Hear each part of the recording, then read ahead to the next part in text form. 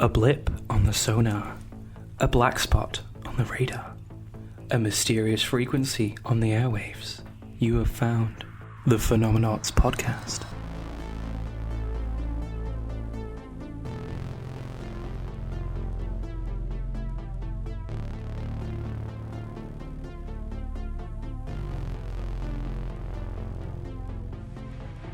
Hello, you cluster of dust hurtling through outer space on the back of a big rock.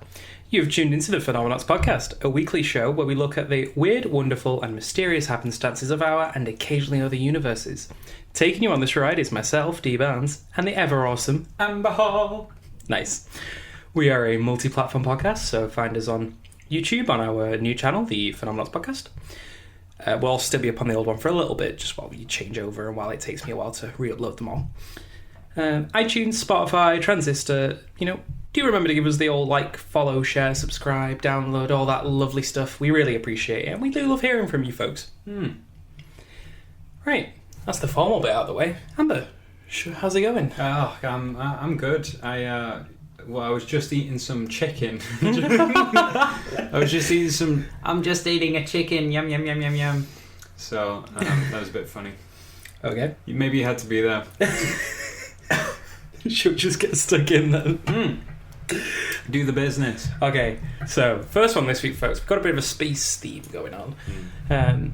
So I'm going to kick us off with a good one. You ready? Go. With bears. Dun dun dun. Mm-hmm. On the moon. Dun dun dun. Oh my. Bears on the moon. Bears on the moon. Bears on the moon. Isn't that a Tom Scare sketch? Like an ASDF movie? I'm not sure. Moon bear. Well, how did I get here? I'm not kidding. There is a chance there are bears on Earth's moon. Like our moon. The one you can look up and go, oh, moon. You said there's a chance, so that could include 0. Yeah, but, hear me out. Right. So, yeah, bears on the moon. Well, I maybe stretch the definition of bear to water bears. Tardigrades. The little tardigrades. I love tardigrades. Oh. Which are also commonly known as water bears. Little 8-legged friends, only visible under microscope, which are just some really tough little cookies. What are they even? They're one of the toughest animals known to humanity, is what they are. Capable of withstanding a complete myriad of conditions, not limited to air deprivation, radiation, dehydration, and starvation. That's not it. What do you think's going to happen? Exactly. They can even enter a form of suspended animation where their metabolism lowers to less than 0.01% of normal and their water content drops to 1%. So they kind of just die for a bit. And it means they can go without food or water for 30 plus years. What? And then once they, get access to it, they're like... Alright, this is one, we've got to be worried about it. I'm waging war on water bears. Why are you waging war on the water bears? What did they ever do to you? You're like, we've wiped them out 30 years later. Someone accidentally spills a cup of milk on the floor. Why would we wipe them out? They're adorable. You know what? May even throw an image in the video for those watching of these. They're like kind of a caterpillar with little wibbly legs and a tiny little mouth. Chubby legs, and they got a little grabby mouth. They're adorable. Let's kill them all. Amber, no. So, back to the actual story, which was that an Israeli spacecraft crash-landed on the moon containing some of said water bears, who were in the aforementioned state of suspended animation, and they were preserved in artificial amber. The mineral, not an artificial... Natural amber. Yeah. Damn it, I've lost my place. It's all that artificial amber. Yeah. When the ship crashed, they were still in there. Okay. And basically, they can resist everything. They can survive, yeah. They will live. So they're probably just pitching camp inside the wreckage. Colonising the moon. Well done, tardigrades. Yeah. Well, the Mission Foundation boss, and forgive me if I mispronounce this, Nova Spivak, is quoted with saying, "We believe the chances of survival for the tardigrades are extremely high." Okay. But just because they're such resilient little buggers, there is a very good chance they're just sat there fine waiting for someone to spill a glass of milk. Yeah, which we will eventually do. Mm-hmm. Moon bases, free milk everywhere. Moon bases. I thought that was a fun little story. Just little water bears on the moon. It's just crazy to think there's life on the moon. Yeah, I suppose you're right. There is some life on the moon now. Through no fault of their own, tardigrades have gone ahead and colonised the moon. That's kind of cool, though. The fact that they can do that is amazing. The fact that we could get them up there is amazing. It's all pretty amazing. High five, tardigrade. He just gives a little mouth high five. Oh, they're so adorable. Smacks lips. Tardigrades are great. They are. I really want to know what they are. Are they insects? Well, like, what They're are animals. They're animals. Animals don't go that small. Come on. Give me a break. Tiny water bear. Well, I'm going to check in on that, but how about you deliver us your story for the week? So, I thought I'd go for a big one. I'm on a big one, D. And it's also about life other than on Earth. If I may interject, sorry, for one moment. I will give you the immediate answer when I look up tardigrades. Known colloquially as water bears or moss piglets, are a phylum of water-dwelling, eight-legged, segmented micro-animals. Oh, a little moss piglet. But yeah, micro-animal. There you go. Oh, tiny micro-animals on the moon. Lovely. Forgive me. But apart from the moon, and apart from things that we've put there, if there is life in the universe, where the hell is it? Yeah. Right, the universe is so big. It's so unbelievably big. It is rather large, isn't it? Why is there not life everywhere? It's so unbelievably big. And we've come about. Check out all the things we can do. Surely this must have happened somewhere else. Well, yeah. I mean, surely it has to have. So where are they? Perhaps there's some kind of blockade. A filter that's preventing life from coming about. So what I'm talking about is the Fermi paradox. Ooh. So effectively it is, if the universe is so big and the conditions for life found so all over the place, and the fact that life can rise from inorganic stuff, from nothing, why are we not seeing it anywhere? There's no evidence that there's any aliens. So surely there's something preventing there being lots of aliens everywhere. There must be something that is quite rare, doesn't happen all the time, that has happened here, causing there to be life. And if so, what is that great filter? And yeah. So I'll get to the filters a little bit later, but I just want to give you an idea of how big the universe is.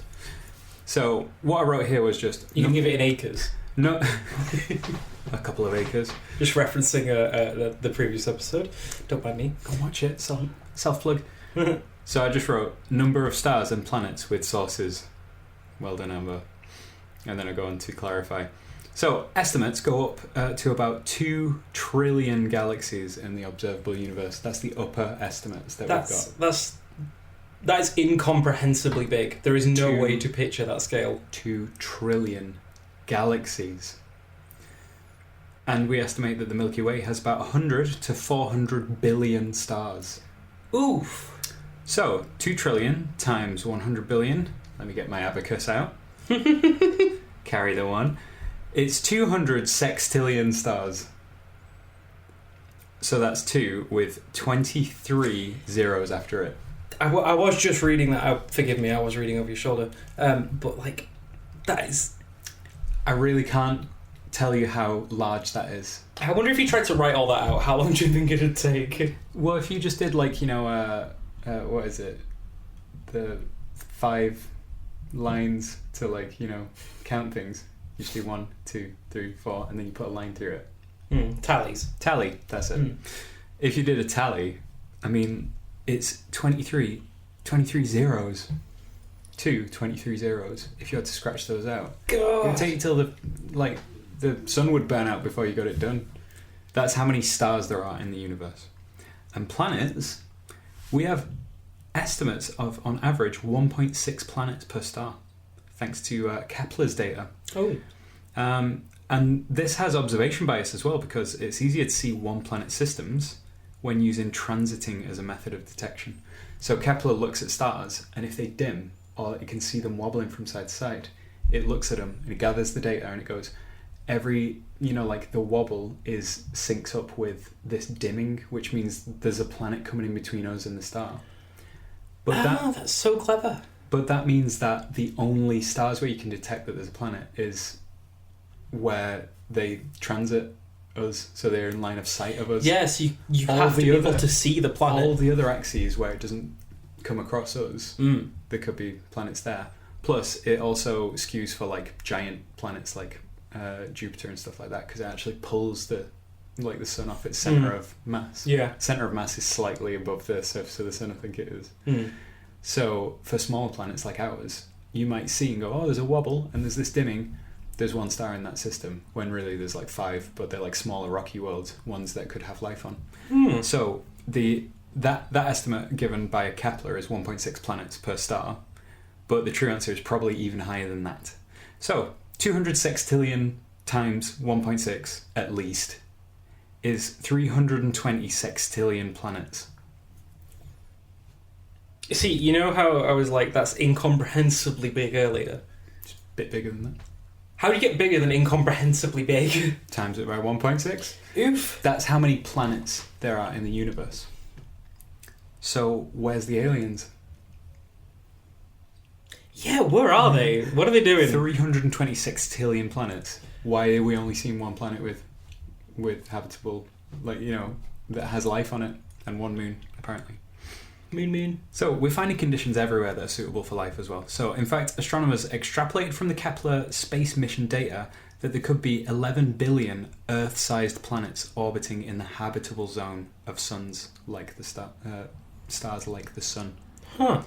11 billion Earth-sized planets in the habitable zone of their stars, just from the Kepler data, which is very, very narrow, because the motor's broken it. It was supposed to be able to turn around and look at everywhere, and instead it's just constantly listing, so they just have to look at a strip of the sky. So they're looking at a tiny fraction of the sky, and only the ones that work with the Kepler method. What happened? It just broke. Like, they sent it up there, they rolled it out and went, right, start testing everything, and the servos were working, and then one of the servos broke and it was just constantly turning around. And they were like, oh, it's a failure. And then they went, wait, hang on, we can just look at what it's pointing at. Yeah. You have to just look at whatever the telescope's pointing at. Yeah. And with that, they said there's 11 billion Earth-sized planets in the habitable zone. So, where's the aliens? Right? Where are the aliens? So, right. Here's an idea. Possibly it's the whole self-replicating molecule business. I mean, if a brick replicated itself in front of you, just from eating dust from around it, then that would be very weird for an inorganic thing to be able to do that, like a bunch of atoms doing that, replicating itself. Yeah, that would be pretty odd. But DNA does do that, so maybe that's crazy. Maybe that just never happens. Although, I love this one. This is one of my favourite ones. Although there's a theory that life, so for example, a self-replicating molecule that carries information and can evolve over time, is inevitable. Ooh. There's a theory that it's inevitable. It has to happen. So there'll be a link in the YouTube description. So it's a PBS Spacetime video. I love those guys. They're my favourite. So it in the video they discuss how any energy gradient. So let's say the hot hydrothermal vents at the bottom of the ocean, right next to the icy cold water of the ocean itself, they mix together. The heat has to disperse, like the milk has to mix in with your coffee. So it mixes, and in doing that, dispersing the energy, it creates complex molecules. So, okay, I wrote a joke here. But who can stop the irresistible march of entropy? One way to disperse energy at a heat gradient is to form molecular bonds with that energy, as opposed to just vibrating molecules. So much energy going into these molecules that they go, okay, I'm making bonds with other things. And those chemical bonds are holding a lot of potential energy. So in terms of the universe, it goes, great, I just dispersed a bunch of energy into a chemical bond. So basically that's an efficient way of dispersing energy. So what's a more efficient way of dispersing even more energy? Just whack some more molecules on there. Just keep whacking more molecules, just storing energy here, dispersing energy, and until the molecule starts to self-replicate, because it's so complex. So a self-replicating molecule, now think about how efficient that is. takes millions of years just to make one molecule that is like sufficiently complex that it can replicate itself. But immediately, boom, there's 2 of them, there's 4 of them, there's 8 of them, there's 16 of them.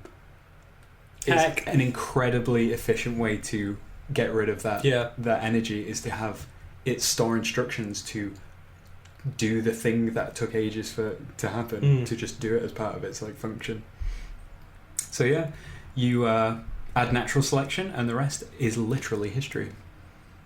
It evolves, it changes, it adapts to create more, to always have more life, create offspring, more life. Evolve to fit niches, be everywhere, disperse the energy all over the place. So that would mean that it's inevitable.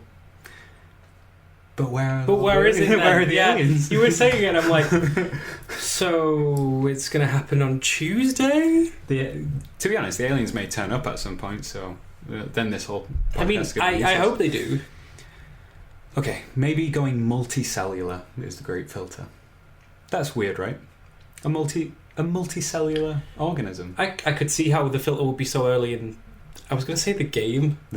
But as, like metaphor, but as if like in the huge scale of things, I can see how the filter could actually just be right at the very start. In which case, that means that we're very lucky to be here. But it's also sad because there'll never be any aliens.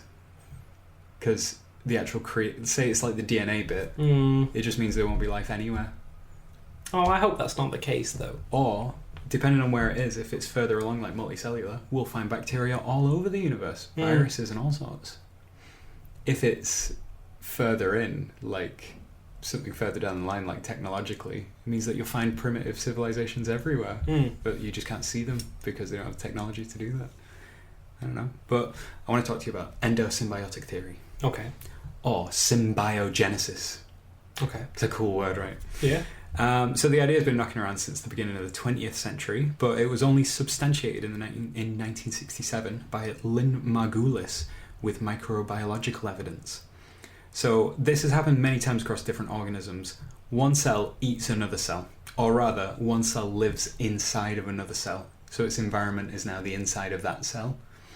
So okay, that's wild, but okay. Well, it's just like the cells would just eat each other. That's how it was just a single cell world. It was just bacteria eating each other and stuff. But then there was one that goes, I haven't really got very good conditions out here. I'm not really doing very well. And then there's this other one that goes, I don't get enough of this one molecule or something. It goes, and then the one inside kind of resists being digested. And it happens to be one that kicks out a certain molecule that the host cell goes, I'm really enjoying that. And then the one inside's like, thanks for the protection. And then they just kind of like, that bacteria lives inside the other one now. Yeah. But not that they're the same organism, it's just one living inside another, like you have bacteria growing in your gut or something like that.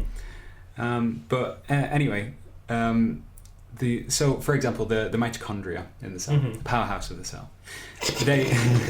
You had to put it in, didn't you? Everyone always has to put in mitochondria, the powerhouse of the cell. The powerhouse. It's So they have their own DNA that's different from your. Well, I say you've got mitochondria in your cells, every single one. Oh no, my mitochondria! Yeah, but we can determine that they weren't part of us. They're not part of the nuclear DNA. They have their own set of DNA, which means they originally weren't inside cells. They were their own organism.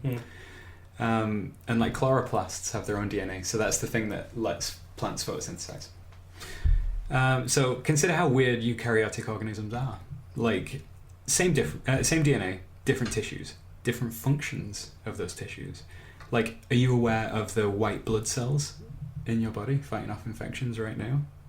I suppose I'm not. No, they're just present doing the thing. Thank you, white blood cells. You do a great job. Took all of your white blood cells out of you, please no, would you still exist as you are, the same individual, same entity? Die.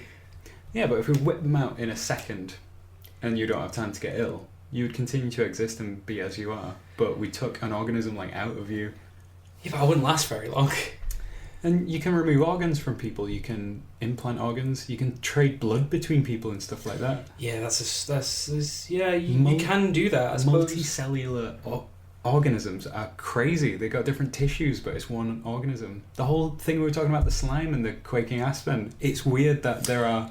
Yeah, and I suppose that those things are just the same as the things that actually we already know about, but on a much grander scale, or rather, maybe what is easy to say is on a much more visual scale.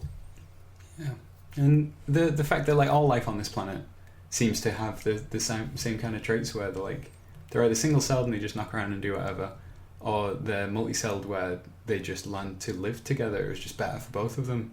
Yeah. But there's a crazy thing where the DNA of the thing inside the cell, like mitochondria, sometimes because it goes, well, we got redundancy, I do a certain function, so does the host cell. So there's not really any reason for me to have that DNA anymore, so it loses DNA. So all the organelles have really like short, simple DNA that just code for a few things, so they just perform a function inside the host. Yeah. So, and then there's other stuff like you would engulf, a little bacteria or something like that, and it would get burst. And then the bits of DNA would get integrated into the host genome, and then it would pick up the features of that thing that it like ate. So like life was this crazy mishmash of like DNA. I feel like there is such a better stuff. word to use than eat or et, but we're going for it. It's fine. We're good. Okay, so maybe the species destroys itself. Maybe that's the thing. Like multicellular, sure, that happens all the time. But there's been squirrels around for a long time. There's been fish around for a long time. There has. Dinosaurs, they didn't just annihilate themselves. So maybe the more advanced they get, they destroy themselves. War, climate change, disease. I mean, yeah, frog in my throat. It's unfortunately one that I read a lot about and thought a lot about, and it does unfortunately seem probable that if life is anything like us, and that is no guarantee, that it hits a wall and that is it. So maybe at some point in our history, we did something that was just that was the great filter. Maybe it was, I don't know, inventing a cure for X thing, or maybe it was, not blowing each other up with nuclear weapons yet. Which I think isn't 100% settled as of yet, because we're going to continue to have those nuclear weapons. Yeah.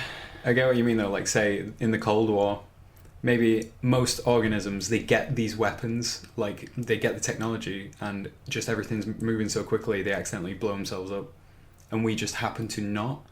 And once it kind of diffused a bit and we just focused on technology, that's it, you're off to the stars. And it could just be anything. It could literally be anything.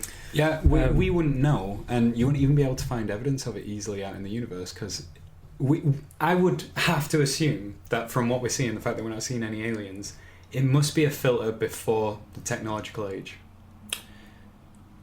Yeah, because you would think you would say that, that filter had been hit and things had died out. I feel like there would maybe be at least some evidence. Echoes of like some radio waves or something. Something. Yeah, you would think there would be something, but then again, we did talk about the sheer size of this damn universe. We did, but possibly like something like climate change could be the thing that, we just go, haha, yeah, advance in every way, and then we just kind of stop. You go, oh, whoops, we've broken the planet, and then it falls out of sync, and then you aren't able to live anymore. So you just change your environment by accident. It could be disease, something like that. Maybe superbugs, like you find antibiotics, you use them all over the place, bacteria become resistant, and all of a sudden it's been so long since your immune system has had to fight things this resilient, there's just pestilence and everyone dies. Yeah, it's probable. Who knows?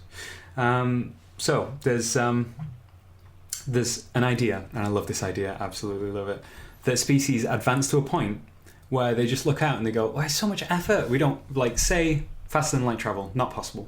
Okay, yeah. They look out and they go, oh, well, we're never going to get anywhere, are we? So instead of just staying in the real world, why don't we just go into VR and we just live in our own universe where we make it how we want it to be. Yeah, I have heard something similar. In which case you wouldn't see them. Yeah. Because they're not broadcasting or anything. They're like, well, what's the point in living with restrictions in the real world when we can simulate it perfectly. In a simulated situation that... And live in there? Yeah. So you go, what's on that planet over there? Well, if we have all the variables, all the information, we can just simulate it and go there in the simulation.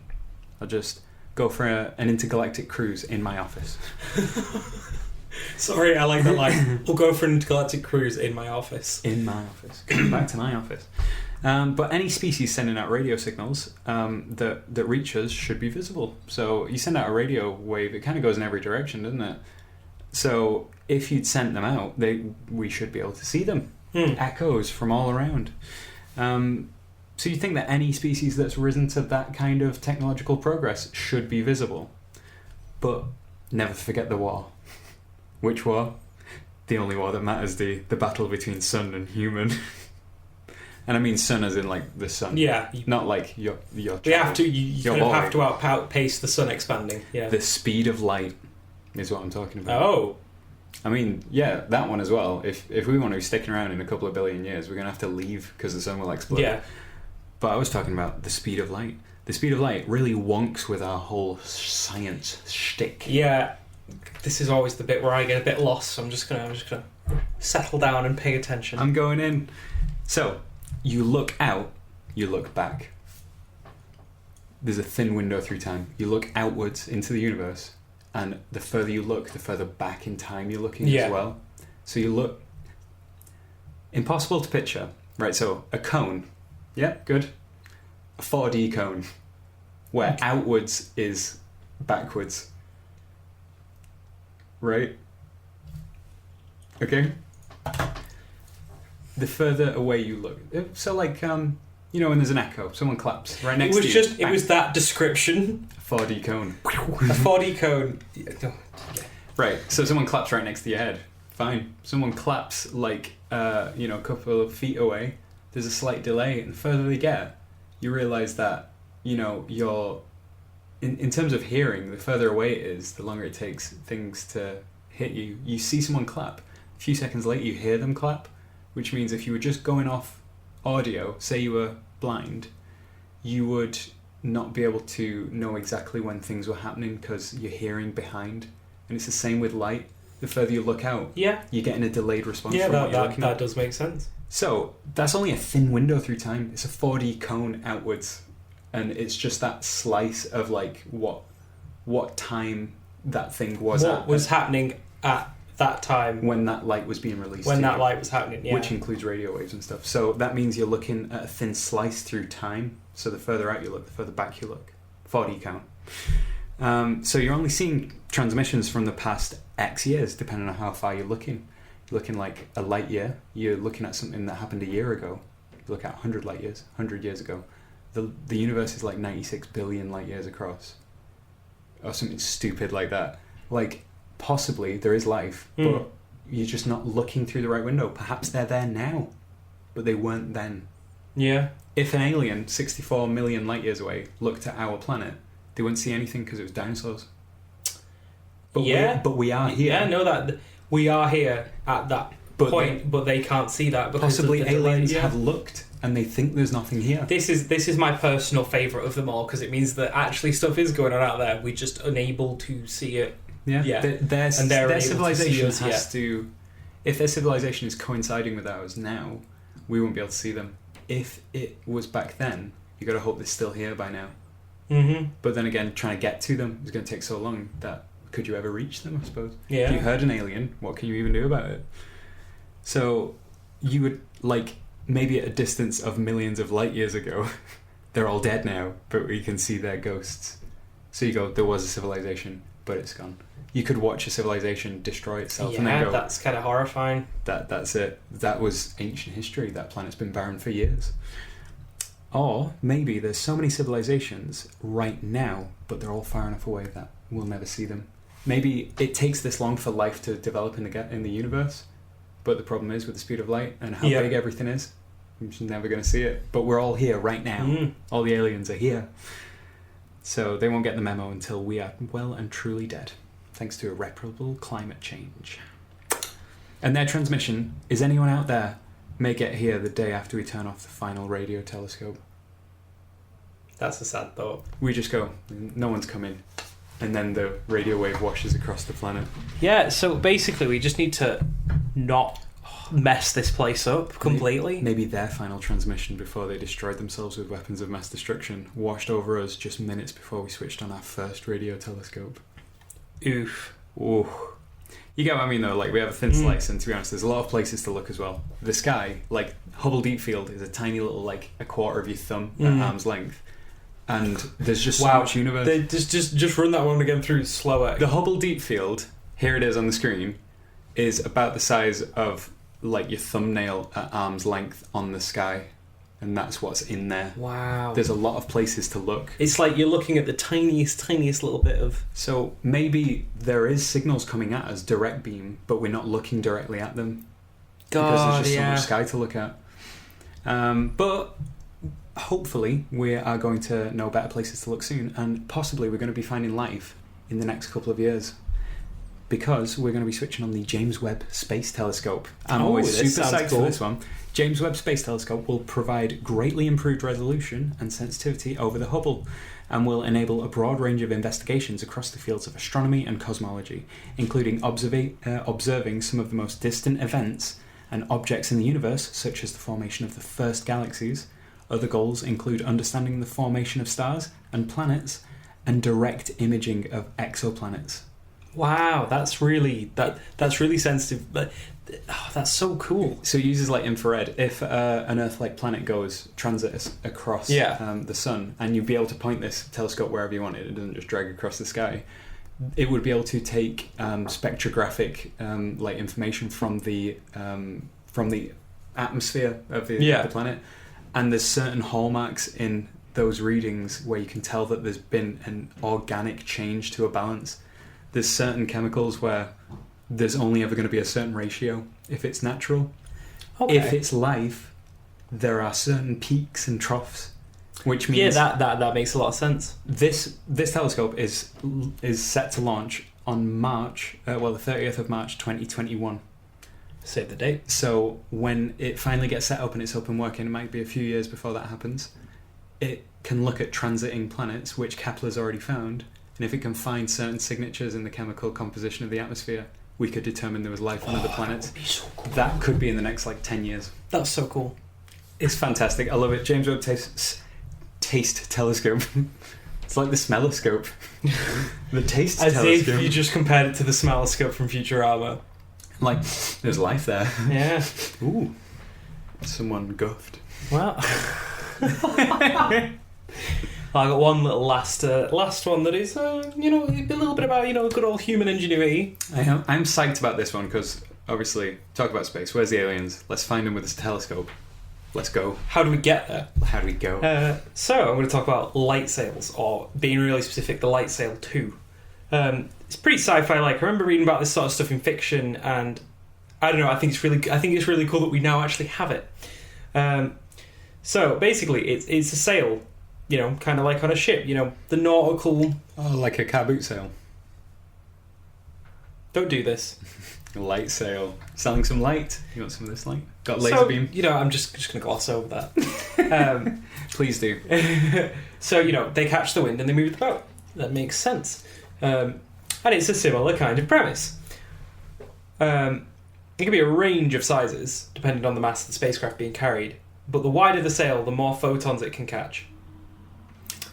So the gist of how this works is you got a sail catches the wind. Yeah, I'm gonna get there. Don't worry. Right. So yeah, it can it looks functionally a bit like a tinfoil and it's mirrored, but the real question ingenuity, bit of tinfoil, very much human ingenuity. But the real question: how do they work? Yes, that was what I was going to say. Well, photons don't have mass. But they have momentum.